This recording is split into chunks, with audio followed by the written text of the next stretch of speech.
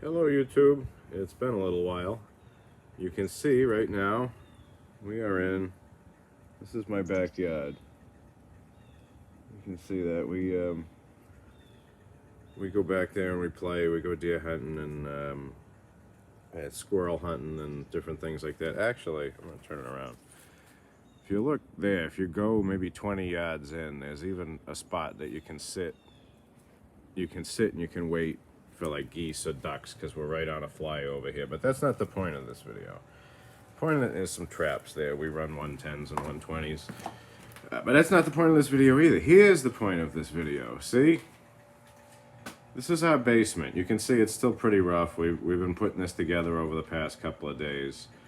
There's the nice 2-horse table saw that my pastor, who just retired and moved back to rural Pennsylvania, gave us. And over there's the radial arm saw that he gave us and a shay. I'm going to go through all this.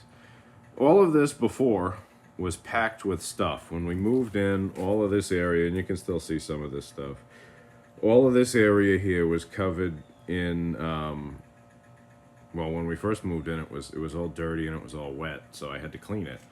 And then I put all of the stuff that we didn't really have time to unpack, and honestly, 2 years later, still haven't unpacked, so is it really that important? Who knows? I put it all in the back room over there, which we're not going to get into because that's still really cramped and nasty. This room is what we're talking about. So this is going to become my son and I's wood shop. And as you can see, we got that nice Craftsman 113 table saw. We took the side wing off and bolted a router table onto it with a, I don't know if I'll be able to show it to you, but it's an old school Craftsman commercial router. I think it's a 1-horse router, and it's a 1/4 inch, so we can run like rounding bits and little slot bits and stuff like that. But that's gonna be our primary table saw. This is gonna be the outfeed table for it. Just got it built up on bricks for now. That's all our plans. I keep them in an old cigar box. There's a bottle of motor oil there. Why is there a bottle of motor oil there? Because my son and I picked this up yesterday when we were supposed to be at church. But instead we were driving up to the middle of nowhere, Massachusetts to pick this thing up. It's so old that they still called it a jigsaw, and the manual for it, if you look, that I printed up, the manual for it still calls it a jigsaw. But the guy was selling it for 25 bucks, and it's a Craftsman commercial series. I like that. That's in case you haven't realized, Craftsman is my preferred shop tool, and honestly, my preferred anything tool. I've always liked them, even though they're not as good now. I have a soft spot in my heart for them because that's what I've always had. And the nearest hardware store is an Ace, so even if they're not the best, I can still go change them out. But we picked that up yesterday. We drove up to the middle of nowhere, some scuzzy town outside of Worcester, and picked it up. And as we were putting it in the back, oh, that's strange. I can't see where my hand is. I'm using the big phone, the tablet. As we picked it up, I noticed that all over the back of my wife's car, because we took the SUV to pick it up, it had leaked oil. This here, oh wow, that was bad. This here, this is an oil reservoir, and you fill it with 5W30, and it bathes the saw mechanism that goes up and down, and it keeps it from overheating, and it just acts as constant lubricant. So this saw was probably made in like, let's say 70s. Most of my Craftsman stuff is 70s, 80s, and 90s. You can see over here we have the bandsaw that we're going to use. That's also a Craftsman. I think it's a 14-inch? 12-inch. 12-inch bandsaw. Craftsman drill press over there, 1/2 horsepower. It's got 5 different speeds. So now we're getting to, what is that? That's a saw that if your grandfather or your father, if you're my age, did woodworking, chances are he had that. Before we had chop saws, before, you know, the miter saw with the thing and you pull it down, the chop saw, people use these. This is a radial arm saw, and you can see there's other stuff on here. I still got, we're still moving in and setting up. I got a grinder and router bits. I got to figure out a home for that. The jointer there, it's all Craftsman. But this, so if your grandfather or your father did woodworking, chances are you have seen one of those. If you have not seen anybody do woodworking from, you know, the past 20 years, you probably haven't seen that. Like, if all you've seen is the newer stuff on YouTube, not a lot of people like these because they're kind of a jack of all trades saw. Well, they were marketed as a jack of all trades, but so why don't we start at the beginning? I'm going to talk about this in a minute. Most people say the table saw is the heart of their shop. And it's true, it is. It works well. It does rip cuts exceptionally well. It's designed to do rip cuts. That's its main thing. And you can see I got to clean it up and I got to paste wax it and do all that. I'm still setting it up. But I have worked in shops before and I have decided how I wanted to set up my shop, and this is what I'm going to end up doing. So the table saw, you can see it's got the big long outfeed table over there so that sheet goods can go through it. I got plenty of room here after I move all that stuff and get rid of it. You know, move it to where it's going. I got plenty of room to run sheet goods through. And this fence is not ideal. It will work. I'm going to be getting a nice fence, I think the fence is it's $100 fence. $150 fence. I got it off of Amazon. It's what people recommended to put on this saw. And it's going to be a little bit heavier duty, but this is primarily for ripping. You send everything through the long way and you make your cuts the long way. You rip cuts. This over here, now I should probably move some of this stuff. I probably should have thought out this video a little bit better, but we'll get to that. This is made primarily for cross cuts. Cutting across the grain instead of ripping with the grain. Now, you can do those kind of cuts with a table saw, and you can do rip cuts with this. But the table saw, over there, was designed specifically for rip cuts. And this, you'll see these at a lot of lumber yards, is designed specifically for cross cuts. So a lot of people will use these sleds here. Where is it? These miter sleds here. And you can see I do have one for the table saw, and it rides in that little groove there. And it'll go along and you set it, and it'll put the wood, the workpiece at the angle that you want. It works, but it's not what it's intended for. This guy over here, that's all that's intended for. That's all this was designed for. This whole carriage moves, and it pulls, there's a circular blade that it pulls across the workpiece, and it makes cross cuts up to 24 inches.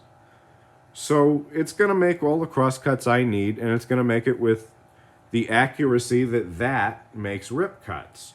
You can turn this carriage here and have the blade so that it's spinning in line, and yes, you can feed wood through. And my pastor even told me, he said, oh, if you're going to do that, just be really careful and don't wear gloves. Well, I mean, yeah, no shit. But it's not designed for that. He used to use it for that all the time because he just kind of kept it in his tool shed.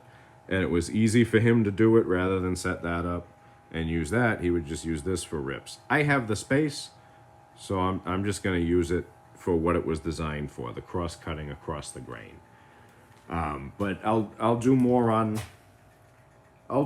stuff like that when I get the shop up and running. We're doing the first project we're gonna do is it's a Morris chair style couch that my wife wanted, and what we're gonna end up doing with that is we're gonna build it, do all the woodworking, and if you look over here, that's my lathe. I'll get to that in a minute, and that's the big router table. I'll get to that in a minute. If you look over here, this is the old scroll saw that we had that we used for and the glass grinder that we use for glass work. But we've also got a sewing machine. So what we're going to end up doing is we're going to make the couch, and then we're going to end up sewing the cushions too. My son and I have been doing a lot of research on upholstery. It's something that we think we can add to what we already do and what we already know how to do through the YouTube, looking at videos and learning. And we've learned quite a bit, and just kind of goes hand in hand with the furniture making and the cabinet making. You can do some nice built-ins, like a nice built-in couch, that kind of thing with its own cushions. But that's neither here nor there right now. So back to the shop. Like I said, we have the sewing machine. We have this little table. That's probably going to be our kind of catch-all area where, oh, we got to sew. We're going to do it here.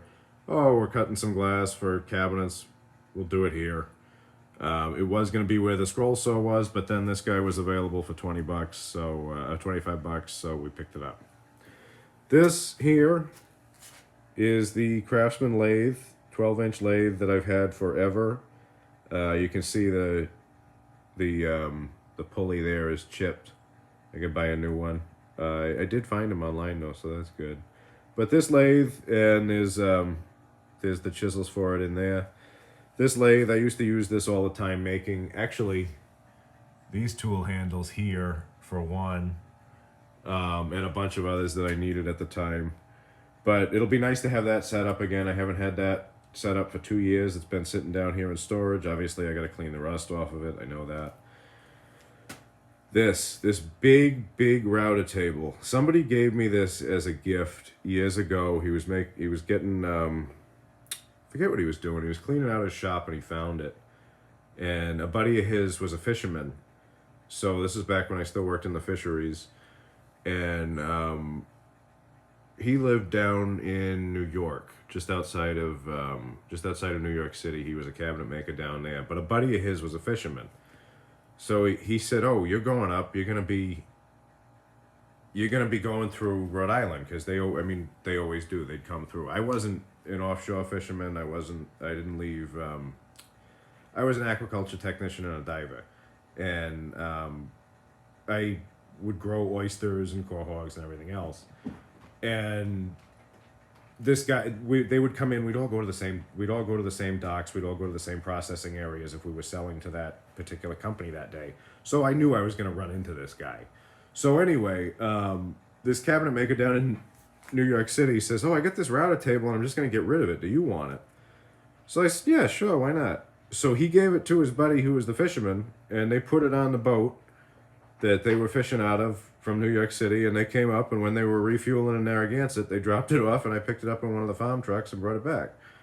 But my plan for it is I'm going to build legs for it, and I'm going to set it up right. This is not going to stay here. I'm just working on it.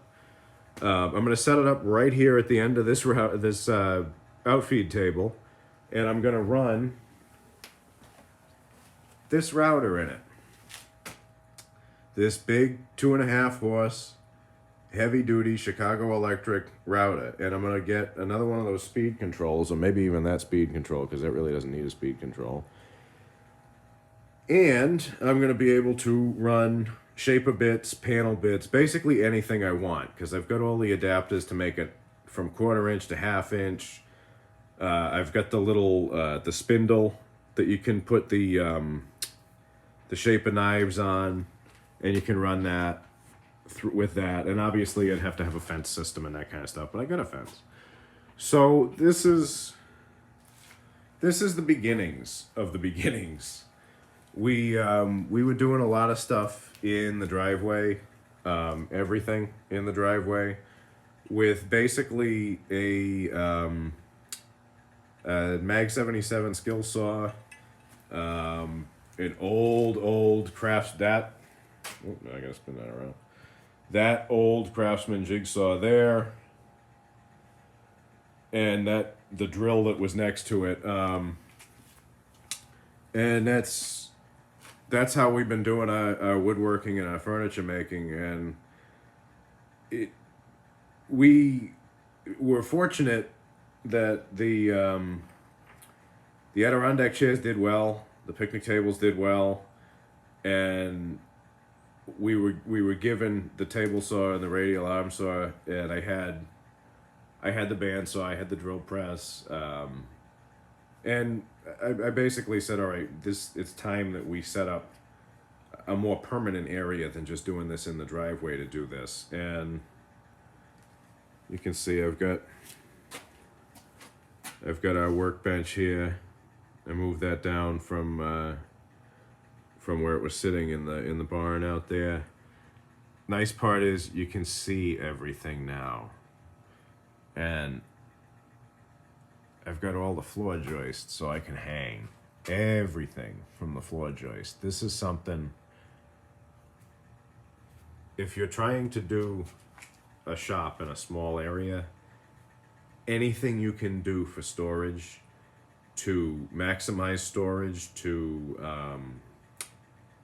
get it up and out of the way so that you can see it and not have to worry about, oh, where's my whatever.